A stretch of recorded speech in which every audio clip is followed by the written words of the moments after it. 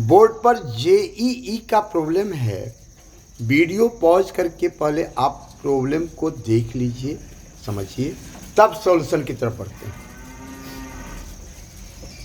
देखिए, इस प्रॉब्लम में अल्फा पार्टिकल और एक प्रोटॉन दोनों एक्सेलरेटेड हैं, सेम पोटेंशियल डिफरेंस से, और दोनों ही मैग्नेटिक फील्ड में एंटर करते हैं, मैग्नेटिक फील्ड रीजन में एंटर करते हैं, जिसमें मैग्नेटिक फील्ड का जो रीजन है वह उनके वेलोसिटी के परपेंडिकुलर होता है। अल्फा पार्टिकल और प्रोटॉन दोनों चार्ज पार्टिकल हैं, दोनों के वेलोसिटी के परपेंडिकुलर होता है। तो लोरेंज फोर्स अप्लाई करके और सेंट्रीपेटल फोर्स अप्लाई करके जो फॉर्मूला मिलता है R=mv/qb, Lorentz force = centripetal force से, वो यहाँ पर R=mv/qb होगा। उसको अप्लाई करेंगे हम लोग, अपने मिल जाएगा हमको रेडियस ऑफ कर्वेचर का रेशियो हमें फाइंड करना है दोनों का। तो यहाँ पर ये फॉर्मूला कब अप्लाई होता है आप लोगों को याद होगा, जब भी परपेंडिकुलर होता है, वेलोसिटी परपेंडिकुलर होता है मैग्नेटिक फील्ड के। तो इसमें हम लोग यहाँ पर जब आगे बढ़ते हैं R=mv/qb से, तो पहले वेलोसिटी फाइंड करना है हम लोग को। वेलोसिटी दोनों का अलग अलग होगा, क्योंकि दोनों का मास और दोनों पर चार्ज डिफरेंट है, तो फोर्स भी डिफरेंट होगा। तो इसके लिए आप ध्यान दीजिए, यदि हम मान लेते हैं कि जो सोर्स है पोटेंशियल डिफरेंस का, उसका पोटेंशियल डिफरेंस का वैल्यू मान लेते हैं V0 है और चार्ज Q है, तो Q × V0 Q ले लेंगे, बाद में Q का वैल्यू दोनों के लिए अलग अलग अप्लाई कर देंगे। तो Q V0, यह जो पोटेंशियल एनर्जी होगा पोटेंशियल डिफरेंस के सोर्स के कारण चार्ज पार्टिकल पर, यही पोटेंशियल एनर्जी काइनेटिक एनर्जी में कन्वर्ट हो जाएगा। तो = कितना हो जाएगा, 12mv²। अब करें क्या, यही v का वैल्यू फाइंड करके यहाँ पुट कर देना है हमें। तो v² दिख रहा है ना यहाँ पर, 2qV0/m हो जाएगा। तो v² हो जाएगा 2qV0/m। तो v² जब मिल गया तो इससे हम v फाइंड कर लेंगे, √2qV0/m। यही हो गया वेलोसिटी का वैल्यू। और v0 जो है वो तो समझ ही रहे हैं, पोटेंशियल डिफरेंस है। हम लोग यह वैल्यू v का यहाँ पुट करेंगे तो देखिए क्या सिचुएशन बनता है। यहाँ पर R हो जाएगा m × v की जगह पर यही वैल्यू पुट करेंगे, R m ×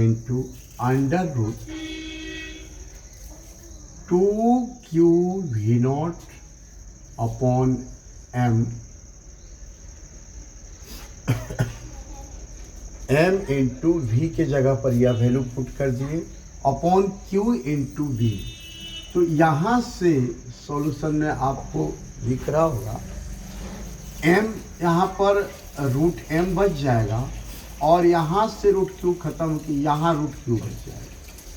तो यहाँ पर लिख देंगे √2m, यहाँ पर √m, और v0 जैसे है वैसे रह जाएगा, अपॉन √q हो जाएगा यहाँ पर, और b जो है वो रूट से बाहर हो जाएगा, √q × b हो जाएगा। हमको लगता है स्पष्ट समझ रहे हैं आप लोग। अब यहाँ से एक चीज़ देखिए, दोनों के लिए v0 का वैल्यू सेम है, सेम पोटेंशियल डिफरेंस है। दोनों के लिए मैग्नेटिक फील्ड b का वैल्यू भी क्या है, सेम है। तो ये v0 और b दोनों में चूँकि रेशियो फाइंड करना है तो वो कैंसिल हो जाएंगे। आप लिख सकते हैं या छोड़ सकते हैं, √2 भी कैंसिल हो जाएगा, तो ऊपर बच जाएगा क्या, √m, और नीचे क्या बचेगा, और √q। ठीक है ना, यही बचेगा यहाँ पर। तो यहाँ हम लोग करेंगे, हमको रेडियस फाइंड करना है, पहले प्रोटॉन है तब अल्फा पार्टिकल। तो r p upon r alpha यहाँ पर इज इक्वल टू, ये तो जो कैंसिल हो जाएंगे √2 वी नॉट और बी तीनों कैंसिल हो जाएंगे रेशियो में, तो इन तीनों को छोड़ देते हैं √m। तो √m प्रोटॉन के लिए एटॉमिक मास यूनिट, अब वो समझ ही रहे हैं, U कर देंगे सीधे यहाँ पर मास, और नीचे जो है Q है प्रोटॉन के लिए, तो चार्ज E हो जाएगा पॉजिटिव E यहाँ पर √U अपॉन √E, ये प्रोटॉन के लिए हो गया, अपॉन यहाँ पर अपॉन लिख देते हैं ऐसे। ये अल्फा पार्टिकल के लिए m का वैल्यू 4U होता है, याद होगा आप लोगों को, और चार्ज का वैल्यू 2E होता है। अल्फा पार्टिकल मीन्स क्या होगा, हीलियम न्यूक्लियस, तो हीलियम न्यूक्लियस का समझ ही रहे हैं, 2 यूनिट चार्ज होगा और 4 यूनिट मास होता है, वो पता है आप लोगों को। तो यहाँ लिख देते हैं, इसको छोड़ देते हैं।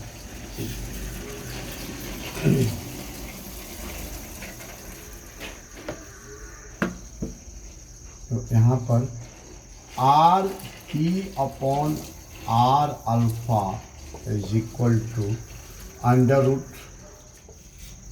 m अपॉन क्यू, एक ही रूट पे लिख देते हैं, mu अपॉन क्यू की जगह पर E अपॉन, यह हो जाएगा नीचे अल्फा का तो 4U अपॉन चार्ज का, ये कितना हो जाएगा 2E।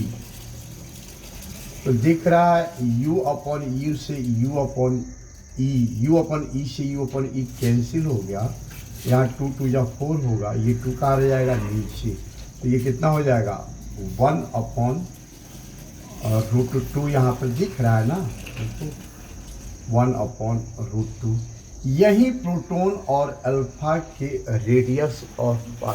रेडियस ऑफ कर्वेचर का रेशियो होगा, जिससे आप समझ गए होंगे। ठीक है, थैंक यू। मेरे बारे में थोड़ा सा बता दें, जेई और नीट पर्पस से जो ऑनलाइन क्लास चल रहा है, उसमें 1 महीना से ऊपर फ्री डेमो है। 2 दिन स्पेशल जो डेमो लेते हैं स्टूडेंट्स का, जो न्यू स्टूडेंट है उसी का सैटरडे संडे को जो डेमो लेते हैं, उसमें संडे का डेमो स्टूडेंट्स जितना देर चाहे ले सकते हैं, जहां से मन करे प्रॉब्लम्स, डेरिवेशन, कॉन्सेप्ट्स कुछ भी पूछ सकते हैं जेई और नीट के सिलेबस के अकॉर्डिंग। और उसके बाद स्पेशल बैच में जो क्लास लेते हैं, चूँकि स्पेशल बैच में बच्चों की संख्या 20 से कम होती है या 20 होती है मैक्सिमम, 20 से ऊपर बच्चे नहीं होते हैं। उसमें ऑडियो सबका ऑन म्यूट रहता है, म्यूट नहीं रहता है किसी का ऑडियो।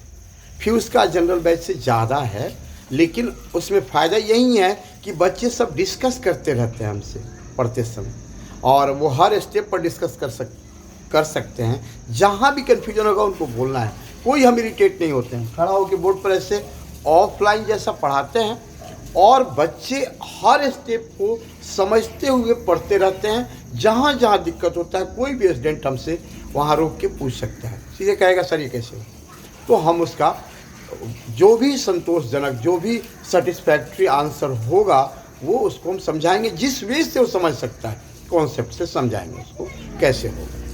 तो पढ़ाई का भी ऐसा है कि रिजल्ट मिलने में बहुत आसानी होती है। और दूसरी बात ये होती है कि बच्चे जहाँ से मन करे प्रॉब्लम्स बनाएंगे, 90%, 85, 90%, 95% से ऊपर तक सॉल्यूशन बच्चों का अपने हो जाता है। वर्ल्ड के किसी बुक से क्वेश्चन बनाएं, या किसी भी कोचिंग या मॉड्यूल से या असाइनमेंट से क्वेश्चन बनाए ना, उनसे बहुत ज़्यादा क्वेश्चन बन जाएंगे। मतलब 90-95% प्रॉब्लम्स का सॉल्यूशन उनसे हो जाएगा, बशर्ते वो कॉन्सेप्ट्स को अच्छी तरह सीखे हों। नहीं सीखे होंगे तब नहीं, तो सीखे होंगे तो बन जाएगा। और ये चीज़ आप मेरा वीडियो देख के अंदाज़ा भी कर सकते हैं, या सबसे अच्छी बात है 2 दिन डेमो करके देखिए ना, बहुत फ़ायदा होगा। आप पढ़ के देखिए। रिपीटर्स बैच में हमने क्या किया है कि अलग अलग रैंक वाइज बच्चों को बांट दिया है। मतलब वो ऐसा नहीं कि एक जेई का रिपीटर है तो बस सारे बच्चे जेई के उसी में हैं, भले कम बच्चे हैं, भले बच्चों की संख्या और घट गई है बैच में, लेकिन हमने क्या किया है कि जिनका परसेंटाइल हर साल के लिए अलग अलग हम डिसाइड करते हैं। जिनका परसेंटाइल अलग अधिक होता है उनको एक बैच में, जिनका कम होता है उनको एक बैच में, ताकि दोनों बैच से रिजल्ट मिल सके। और कोई भी आपको क्वेरी करना है तो डिस्क्रिप्शन में मेरा नंबर है, वैसे नंबर यहाँ लिख भी देते हैं, मेरा नंबर, मोबाइल नंबर दोनों के लिए, व्हाट्सएप कॉल के लिए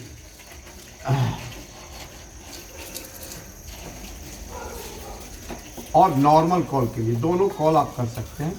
यही नंबर है और डिस्क्रिप्शन में भी हमने नंबर अपना दिया हुआ। Thank you. नेक्स्ट वीडियो में।